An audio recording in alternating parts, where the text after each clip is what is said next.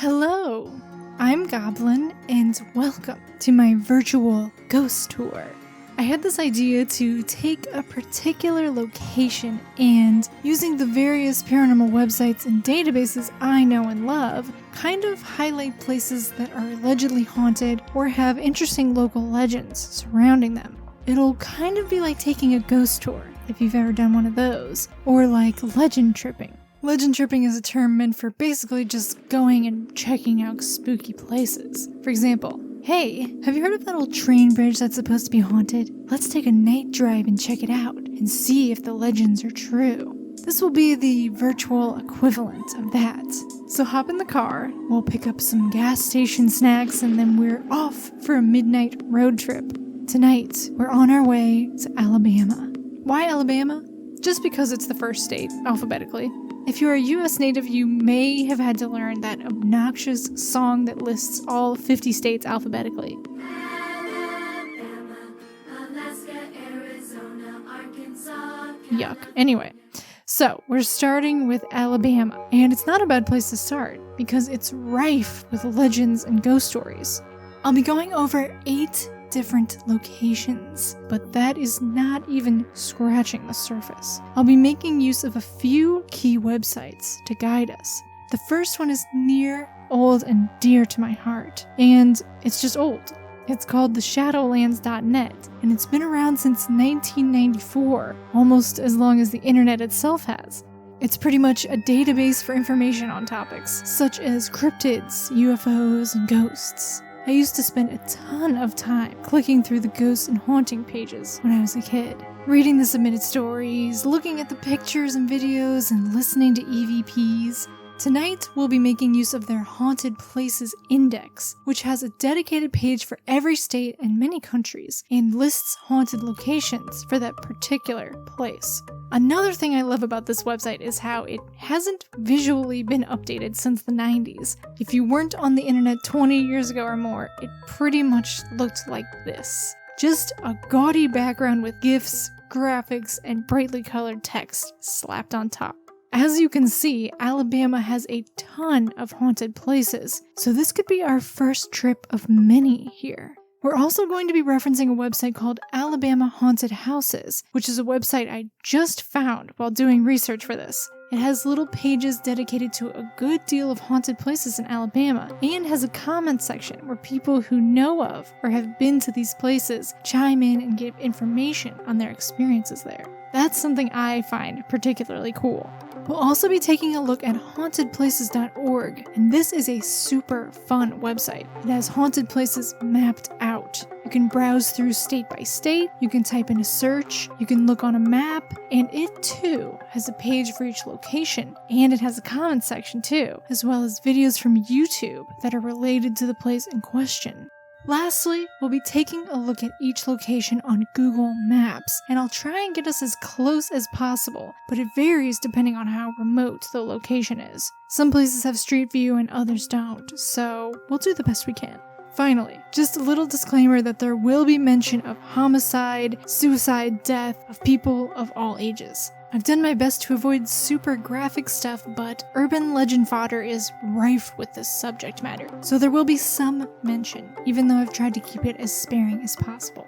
If all that sounds good to you, I think we're ready to get started. Let's go for a little trip down the highways and byways of spooky old Alabama. The first place we'll be visiting is Maple Hill Cemetery in Huntsville.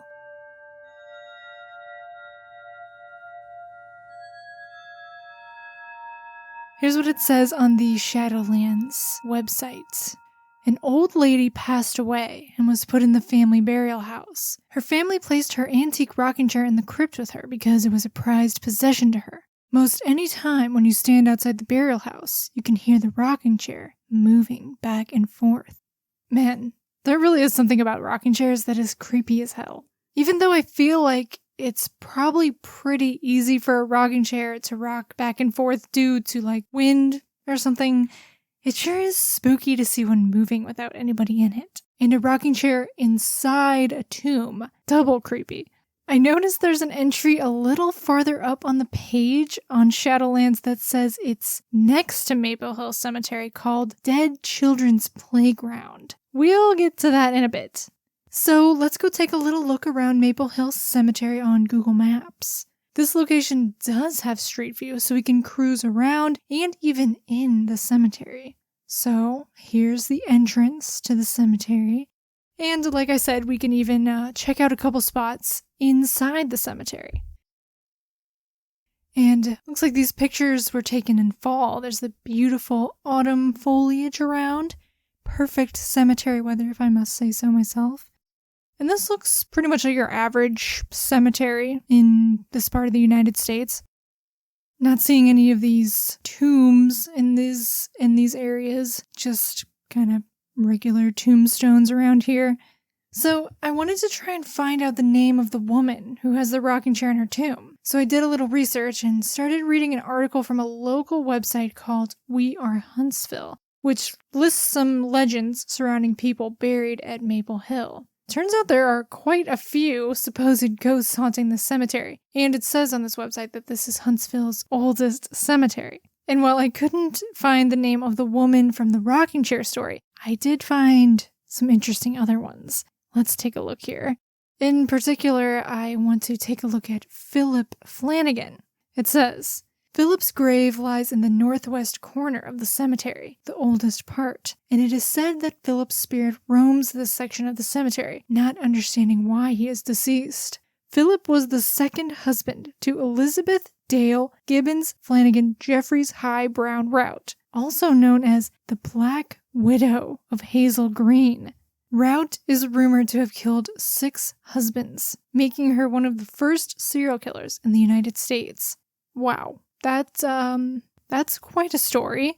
And what is with this name? I guess this is just a name from every marriage she had. Jeez. So of course I had to look into that. The Black Widow of Hazel Green. And I did find a website that goes into her story, her history, and has these wonderful little bullet points of all of her husbands and their untimely passing. At 17, she married Samuel Gibbons, a Baptist preacher. That marriage lasted until 1830 when Samuel died of yellow fever, or black tongue, producing swollen, distorted features. Her second husband, Mr. Flanagan, that's the one we just read about. Barely anything is known about this man, other than the fact he was a wealthy plantation owner. Lasted 3 months before he succumbed to a strange malady. In 1835, Elizabeth married Alexander Jeffries, a widower with older children. Unfortunately for Alexander, one day his body was found lying in the barnyard after he succumbed to a strange malady that left his body so swollen he was buried the same day in the same cemetery next to the house. The same cemetery, I guess, as one of his children. So far we have a theme: strange maladies and swollen features. Widowed for a third time, Elizabeth, still the vivacious beauty. Let's take a look. Oh, what do you think? Garnered the attention of a dashing widower, Robert A. High.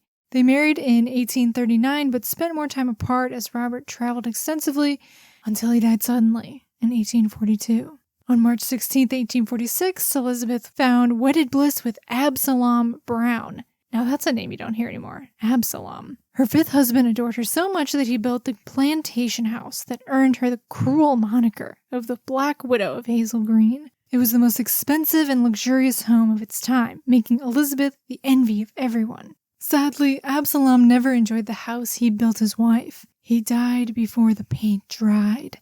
Soon Elizabeth married Willis Rout to ease her burdens, but wedded life seemed to constantly elude the dear widow. Willis died shortly after saying "I do." So, there is a history of this woman having many husbands who all died unexpectedly. It was pretty common around this time to get away with poisoning people with arsenic. Arsenic was pretty common in products around that time. And apparently she had all of her husbands buried by candlelight in the middle of the night. She would have her slaves bury the men on the property in the middle of the night. So basically nobody could see the state of the body. At least that's the story that I read here. Anyway, we have a haunted cemetery and some interesting lore to go along with it. So now I want to show you the haunted places page. So at the top, it has a little blurb. It also mentions the antique rocking chair in the crypt. And as you can see here, this is what I was mentioning where they pull YouTube videos that are related to this area. So we can take a look at a few here. So this first one I want to show you is of just an individual taking some video of a crypt. Take a little peek inside, and no rocking chair, unfortunately. I was kind of hoping it would be the famous or infamous crypt with the rocking chair in it, but no. Next video was actually taken by the same person, and it's just kind of a shaky cam walkthrough of the cemetery as the sun's going down. So you can kind of get another glimpse of what the cemetery looks like from the inside. And then this video is called the Maple Hill Cemetery Stroll from 2011. And we have an opening with this lovely woman waving to us from a horse-drawn carriage. And it appears to be some kind of event that the cemetery held where people dress up and take on the character of people who are buried in the cemetery. And I guess kind of relate their history with some individuals who are in costume and very in character. A good friend there became a lifetime friend. James O'Shaughnessy. He was up there from Madison County trying to... But I actually think this is really cool. It's a neat thing to do. Seems like the people who are doing it are having a good time too. All right, and then I did mention that there is a comments section. So I want to go down to that now. When I go through these comments sections on this page and the other page, I'm not going to read all the comments. Not all of them are interesting. Not all of them are great to read. So I'll just read ones that I think are interesting or relevant or fun. I'm going to read this last comment from Chris Campbell. It's from April 7th, 2019. He says, "There was a children's playground in the cemetery, and it was known as the Dead Children's Playground. You could see the swings move with no wind. You could hear the slide ladder like someone was running up and sliding down. You could see and hear the other play equipment being used with no one there. Also could hear children giggling, but unseen." So, this mentions that Dead Children's Playground that I brought up earlier that I saw in Shadowlands. So we'll move on to that now and discuss that briefly. Don't worry, there's nothing gruesome about it other than its macabre name. But real quick, I wanted to point out about the swings moving without wind. This is kind of like the rocking chair, right? Like, sure, it is creepy, I'll admit it, to see swings swinging on your own. I mean, doesn't it come up in like the Are You Afraid of the Dark intro? But it's pretty easy for a swing to swing on its own. I mean, just some wind could do it, right? But I'm just saying. I still think it's spooky, but I'm just saying. Just putting that out there. So here's the Haunted Places page for the Dead Children's Playground. It did give me the coordinates to find it on Google Maps, and it appears to be in a park called Maple Hill Park, but there's no street view. No worries though, we'll get a glimpse of it through some photos and videos on the Haunted Places page. So most of the videos on here are ones we already watched from the Maple Hill Cemetery page, but there is one of the Haunted Swing Set. And it does include some lovely narration that I think you should hear, and it was filmed on a potato. Okay, y'all. This is DCP here in Huntsville, Alabama. It might not look like it, but it is haunted. All kind of little spirits come out at night here. So, y'all need to come on down if you like to get scared to death. All right, you heard her. Come on down if you like to get scared. A lot of comments on this page. I'm not going to read any, but there are a couple pictures. This one of the slide is particularly terrifying. And then here's a nice one someone took of the park. Anyway, so lots of people do seem to attest to it being haunted. Before we move on, I do want to mention that I found an experience someone submitted to Your Ghost Stories about Maple Hill Cemetery and Dead Children's Playground. If you're not familiar with the main series I do on my channel, it's called Ghosts with Goblin, and I read stories from this website, Your Ghost Stories. This story isn't worth reading, but I did have to mention it and give YGS a shout out. So, that wraps things up for Maple Hill Cemetery. It's time to move on to our next haunted location. We are now on our way to Old Bryce Hospital in Northport.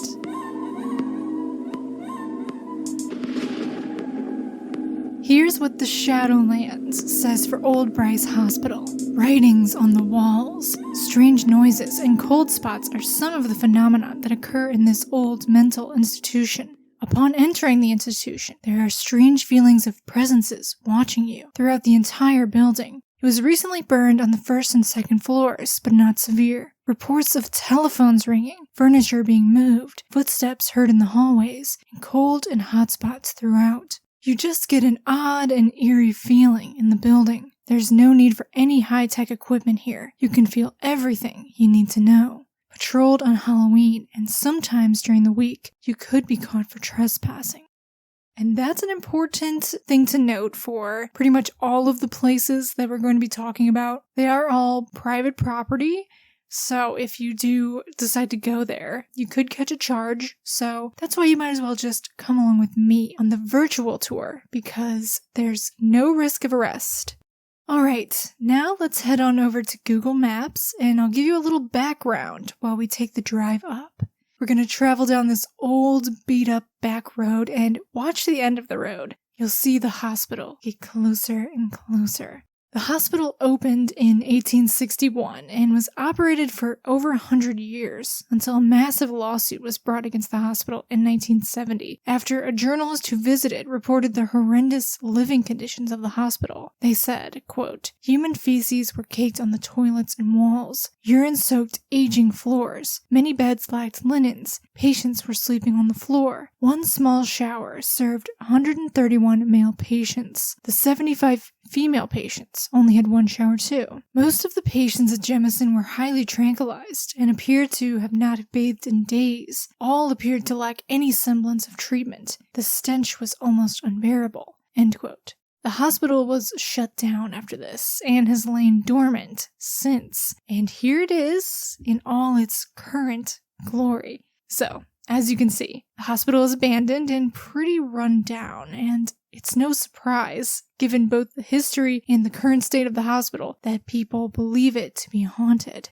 We're going to take a look at a couple comments from the Alabama Haunted Houses page. This comment says, "We have been to the site several times, have been there during the day and at night. I can say it is most definitely a spooky place. I'm a photographer, so you can imagine I took a ton of photographs while inside, and I only have one with a very, very clear image of a nurse wearing the exact type of uniform you see in pictures online of Old Bryce. And we're going to take a look at some examples of this uniform, actually. I have some old photos we're going to look at that are pretty interesting." Another comment says, "I've been to the Jamison Center a few times. That's one of the buildings that make up the grounds. And I have a recording of a man screaming. And we didn't hear this out loud. We only heard it when we played the videos back. But it sounded like someone screaming in agony. And then the next time we went, which was last night, which would have been Halloween night, 2020. Nice. That's the night you want to go. That's like the best night to go do this kind of things. But it's also the riskiest because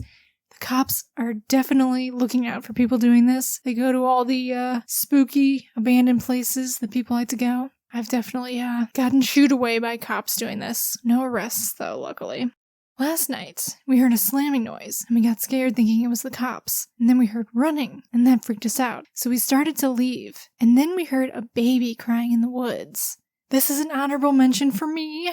I love folktales and urban legends surrounding babies crying. It's really common in rural areas in the United States. I have a video about it where I go through all different kinds of locations and legends and urban legends surrounding crying babies. And then here's another comment. By the way, all these people are giving the hospital 5 out of 5 pumpkins, which I guess means it's really haunted. I'm not sure, but it's a very cute rating system.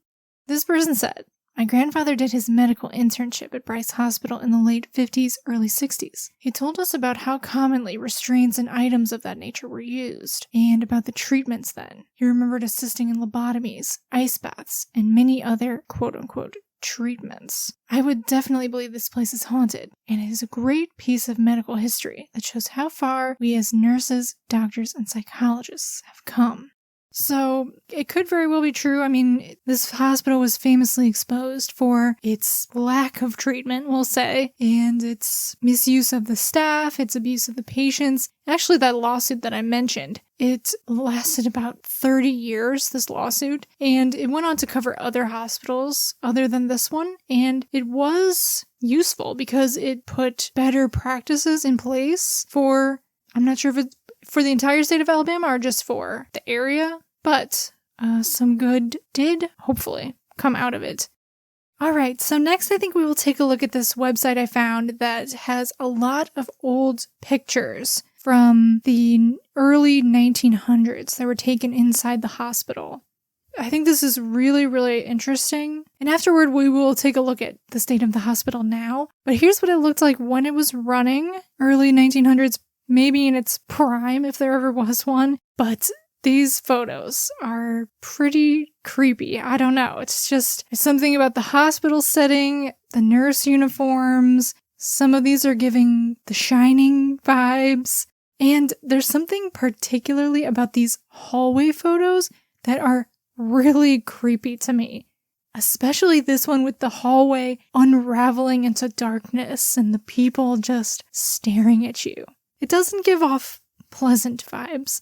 Next, we are going to take a look at the Haunted Places page for Old Bryce. And we'll take a peek at some of the videos from YouTube they have. We've got some ghost investigations and some urbex videos. There's also a short documentary film that some students of the University of Alabama did about Old Bryce Hospital. And it was kind of fun hearing students talk about their experiences going down to the old hospital to get scared. That's a relatable adolescent experience, going with a group of friends to poke around the local, spooky, old, potentially haunted, abandoned building. Now, I did go ahead and listen to all of the videos of the ghost investigations, and I didn't find any evidence or EVPs worth sharing with you, sadly. There are a few comments on the Haunted Places page that I want to read, so while I do that, I will splice together some B-roll from the urbex videos for you to watch, and possibly go through some of the photos from the photo gallery. This comment is from Hannah, and it's from February 13th, 2022. So pretty recent. Went during the day and have also been at night. Absolutely no power to anything out here. But during the day, I could hear the old hospital phone ringing, as if it was still sitting on the nurse's station desk. Crazy active place, and I've had things follow me home, so haven't been back since the last time. Had an awful smell of sulfur, and on the voice recorder had so many voices talking that it sounded like we were surrounded by a crowd of people. I don't know why, but I really like hearing the phone ringing. There's something really creepy to me about that. I don't know why. There's just something about hearing a phone ring and the phone's obviously disconnected. And I don't know if this is a side effect of modern technology, the modern age, but also just hearing like a rotary phone or just a landline telephone ringing. That sound is creepy. I don't know why that is. There's something creepier about it than if you were to hear a cell phone go off. That's not really that scary. If you hear like the generic iPhone ringtone go off, that's not nearly as creepy as hearing. And there's another person that mentioned this too, actually. Joseph Kelly. And this is from October 24th, 2014. I've been there numerous times last year and didn't see one cop. Not saying that they do or don't patrol there, just saying we didn't see them. On the experiences side, we heard a phone ring. I was coming down the stairs by the front door, and my phone recorder and video camera died, and I saw the tail of the doctor's coat go out of the main door to the right. As soon as I got out of the building, everything came back on fully charged. In the other building, by the operating room, my recorder captured an EVP. The EVP was Tiptoe Through the Tulips by Tiny Tim. That's unusual. Interesting. Look us up on Facebook to see pics of it and other investigations. And be sure to like K&K Paranormal Society on Facebook. So, the general consensus for Old Bryce Hospital is that it's haunted. And it's active. 88% of people who have visited this Haunted Places page think it's haunted. I forgot to mention this. They have this little thumbs up, thumbs down system. You can rate this haunted place. What do you think? Is this place really haunted? Click thumbs up if you think it's haunted, thumbs down if you think it's all just a tall tale. And 88% say thumbs up. It's haunted. Either way, I think it's got some very interesting history. I really thought the pictures that we found, both the old ones and the ones in its current state, are interesting. And I love a spooky old abandoned building with some ghost stories. So, if anyone's been there, let us know what you think. So, with that, it's time to move on to our next haunted location. Next, we will be visiting Harper Hill Cemetery in Tallapoosa.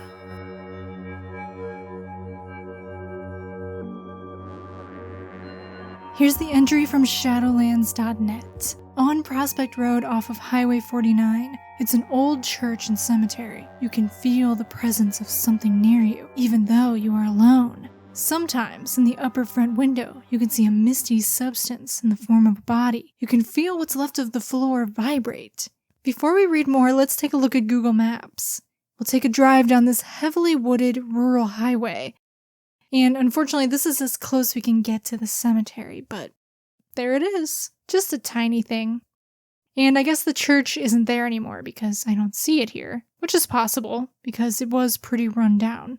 Let's take a little peek at the Haunted Places page for Harper's Cemetery. Here's a photo of the church. Like I said, it was pretty run down, so it's no surprise if it's not there anymore. And their description has something different from the Shadowlands website. It says, "This former church and cemetery site is said to be haunted. Legend has it, the church's pastor went mad one day and murdered his entire family, and it is their ghosts that are said to haunt the grounds." That would probably do it, wouldn't it? I don't have any confirmation that the story is true. It's probably just a local ghost story. Now let me read a few comments for you here. This one's from Alyssa J. It's from 2019. She says, "I grew up going to Beulah Baptist Church, right up the road from Harper Hill on Lovelady Road. I grew up knowing the history of both Harper Hill and Lovelady Bridge." And my ears perked up when I heard another haunted location mentioned, Lovelady Bridge. So I looked it up, and we'll go visit that as soon as we've finished up here at the cemetery. I always looked inside the church anytime I passed it, and it always fascinated me. I always wondered if it was haunted and if I would see something. I wanted to explore it, but sadly it was taken down years before I could. When I was a kid, at Halloween, the church I went to would do hay rides through the back roads, and we'd pop back out at Harper Hill. The older youth would jump out and scare us along the way. Oof, that sounds awesome. I love a haunted hayride, and the location for this looks and sounds pretty perfect for that occasion. When I was around 8 or 9, we passed the church. Nothing out of the ordinary, right? I thought so too until we passed by. I looked in, as I normally do. It was just dark this time, and I saw people standing in the doorway of the church. I looked away and looked back again, but the image remained. I don't remember full details, as this was the only time this happened, but I do, however, remember a man standing there in what looked like a suit. I faintly remember there being what looked like a whole congregation, but like I said, I was 8 or 9, and I'm 21 now. Another comment from 2019 is from Rachel, who says, "I remember going there years ago and hearing a heartbeat in the cemetery. The closest sound we could think of was gunshots off in the distance, but the sound had that glub-dub sound. I went back a lot of times after that, when the church was up and afterwards, and never experienced anything. There's always an eerie feeling, but probably due to it being in the middle of nowhere." All right, one more comment I'd like to read from you is from Marguerite Harper from 2016. And if you didn't make the connection with the last name there, and we are at Harper Hill Cemetery, Marguerite says, "This is my family's land."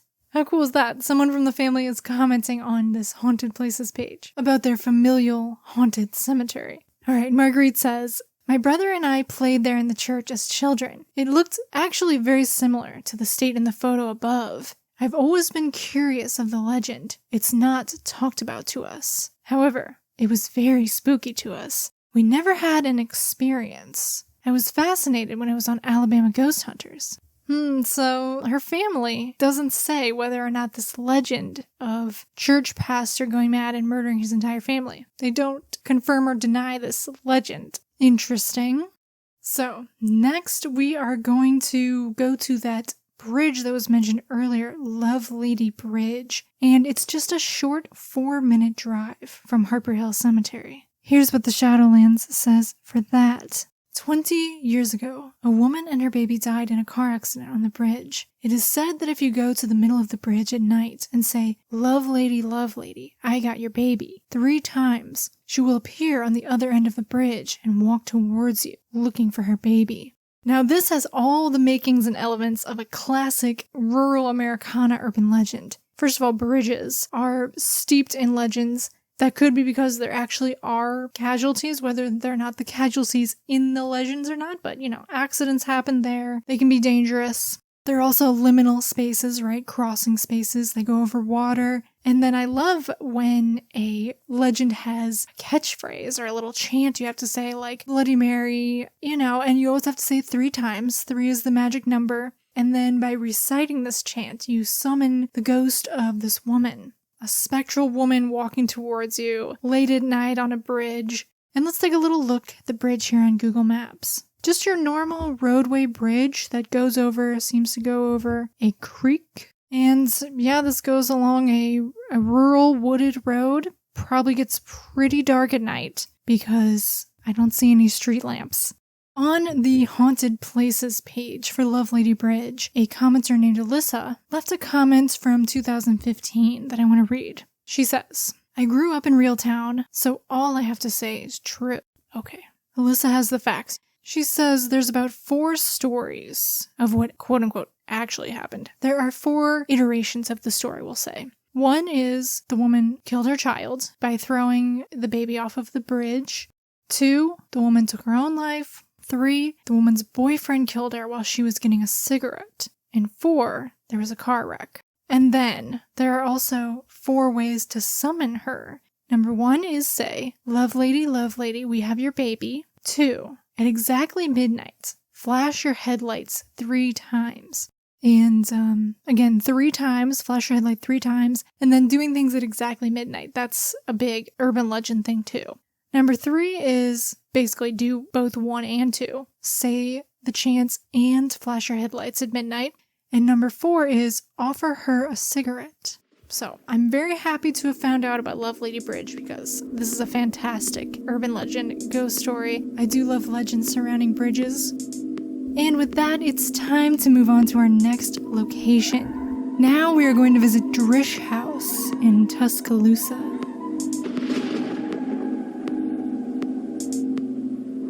So this location actually boasts the tale of a phantom fire. Haunted Places says, people claim to see lights in the mansion when no one is there, and there are also reports of the tower being engulfed in ghostly flames. Now, that's unique. I can't say I've heard too many stories about ghostly fires. None that I can think of. The Shadowlands website goes into it a little more in depth.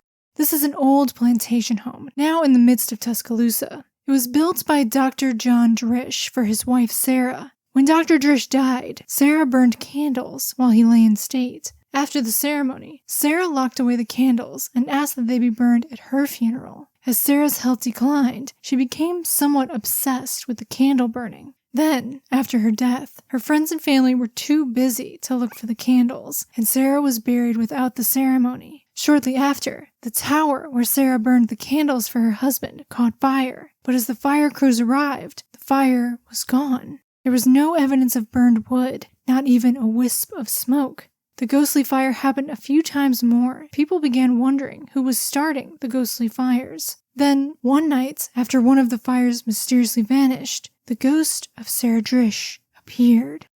So, this house belonged to a prominent family in the 1800s. John Drish was a physician and one of Tuscaloosa's first quote-unquote settlers. He had his slaves build this home. So, great guy. The legend that I read earlier concerning his wife Sarah is just one of the stories told about this family. There's gossip and lore about everyone who resided in that house from 1837 to 1887. Who knows how or why these tales began circulating? They were a prominent family in this new town, so maybe there weren't that many people to talk about.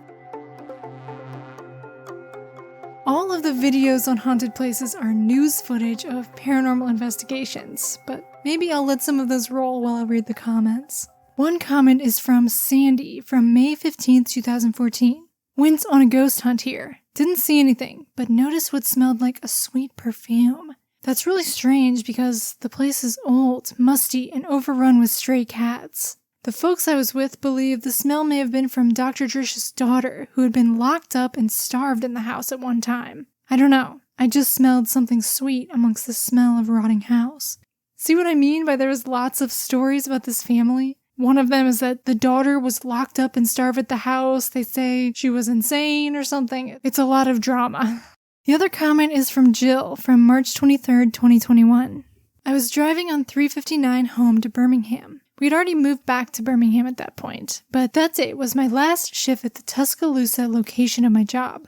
As I was driving home, I was on the phone with my husband and noticed that the tower of Drish House was on fire. I told him, oh gosh, that beautiful old house will be ashes next time we see it. A few months later we returned and it was being renovated on the ground level with absolutely no evidence anything had ever burned. I couldn't understand it, not at least until now. I guess I saw the supernatural that day. Someone actually did try to burn the house down on Halloween night in 2019, but for now, it still stands. With that, let's head on down to Carlton. I want to show you something interesting in Mount Nebo Cemetery.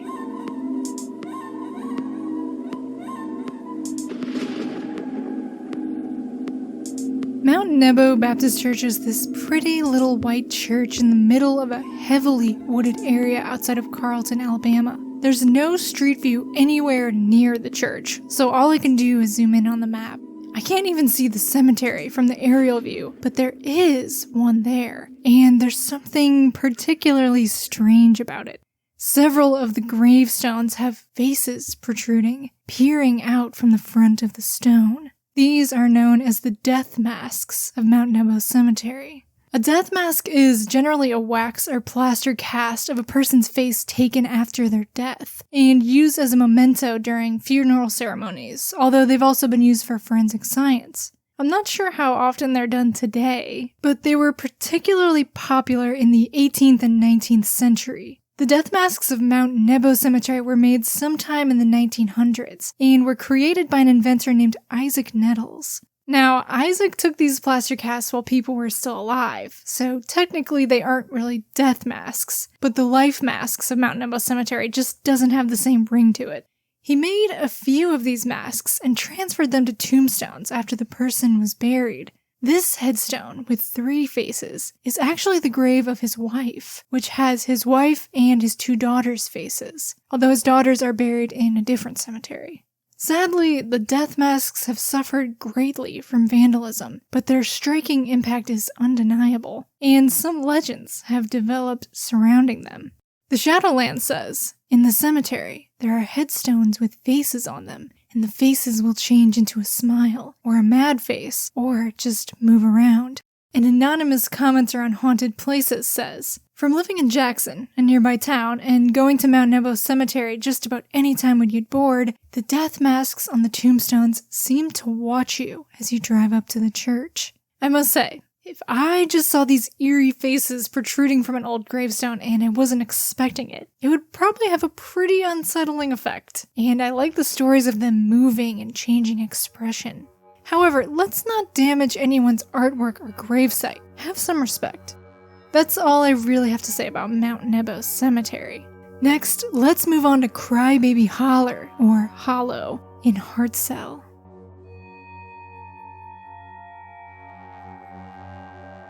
The Shadowlands says, people claim that a woman was driving over this narrow bridge and wrecked her car. She lived, but her baby did not. Now, when you drive over that bridge at night, stop and sit there, you hear a baby crying. Leave candy on the bridge, come back a couple of minutes later, and the candy is gone. So, this may sound like your average, run-of-the-mill crybaby bridge, and for the most part, it is. But I found a couple of things about it that were interesting, so let's go check it out.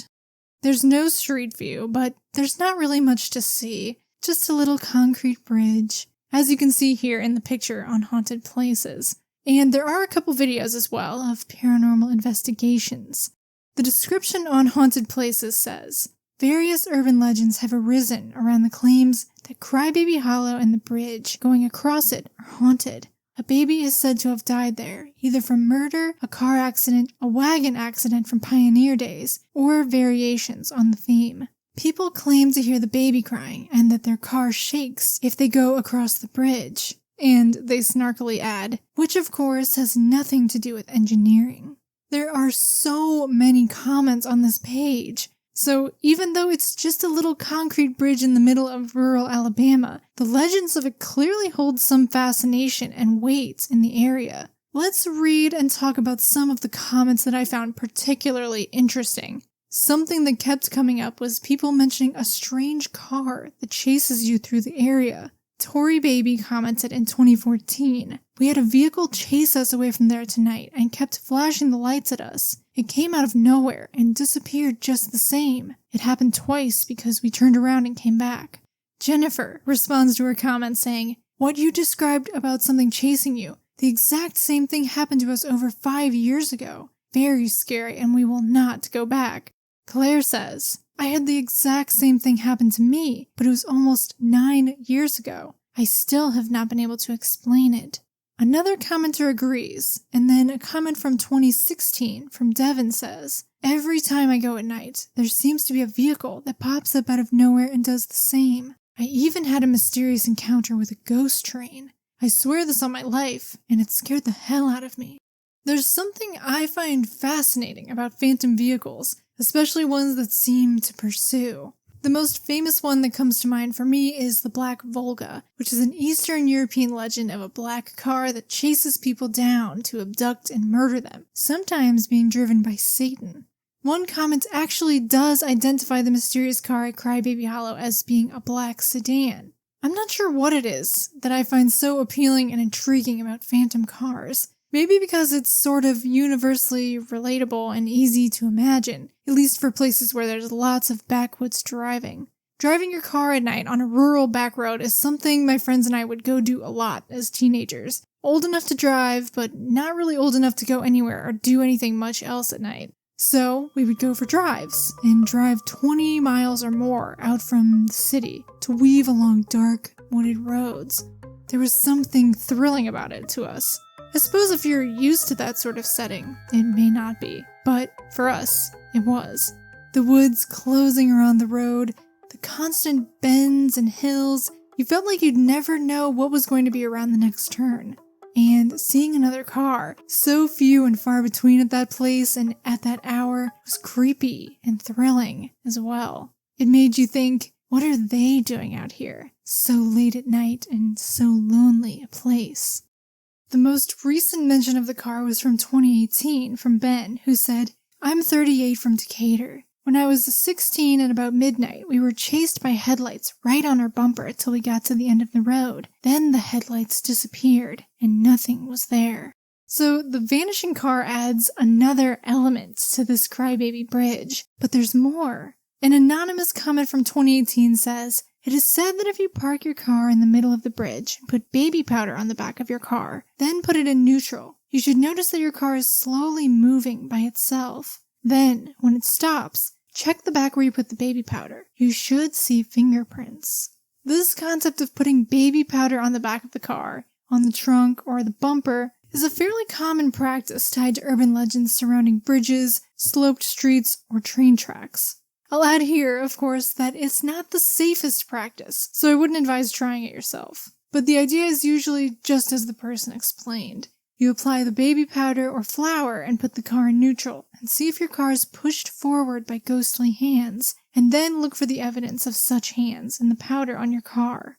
I actually tried a local version of this sort of legend as a teenager, with no success, sadly. And then finally, as was mentioned on the Shadowlands website, another practice at Crybaby Hollow is to leave candy bars on the bridge, I would imagine as an offering to the ghostly child who is said to haunt the location.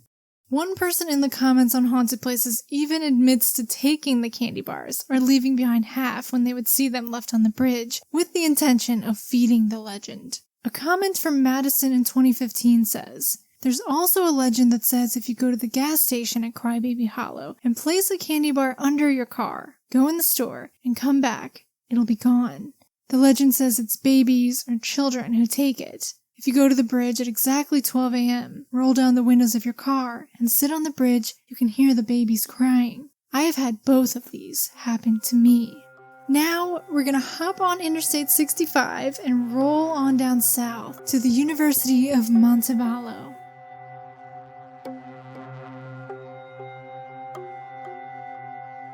This university has lots of ghost stories and urban legends, which isn't unusual. I'm sure every college campus has at least one tale of a haunted hall or building. College ghost stories are a classic part of modern folklore, and I'd say very important for the environment in which the students are immersed, who are now on their own, and fears of the supernatural are manifestations of the anxiety of being away from home. Let's read some of the tales that the University of Montevallo has to offer. The Haunted Places page says, reports tell of a spooky tunnel that runs under this entire campus, once used during the Civil War, now used as a steam chassis. The Reynolds Theater Department was said to be used as a Civil War hospital, and rumor has it that one of the rooms was stacked with bodies of those who could not be saved. Other reports tell of a student who burned to death while trying to cook fudge over a Bunsen burner. Her image is said to be mysteriously burned into her door, no matter how many times they replace it. It is also said she can be seen in the halls wearing a burning nightgown. At King House, which is in the photo, it is reported that ghosts are abound. Some say they feel unexplained chills and have seen a book drop to the floor, open to a page detailing the haunting of the school. Some pretty fun and interesting legends, and quite a variety. One comment on this page lends another claim. In October 2016, Tom said, I am currently a student at the university, and I have had many instances of hauntings. One that stands out to me is the Davis Music Building located on the edge of campus, across the street from Reynolds. My partner and I were walking in the practice rooms. He and I both heard piano music playing softly. We searched all the practice rooms and even checked the recital hall and found no one in any of these rooms. But there's one legend I want to focus on in particular, the one about the student making fudge over a Bunsen burner.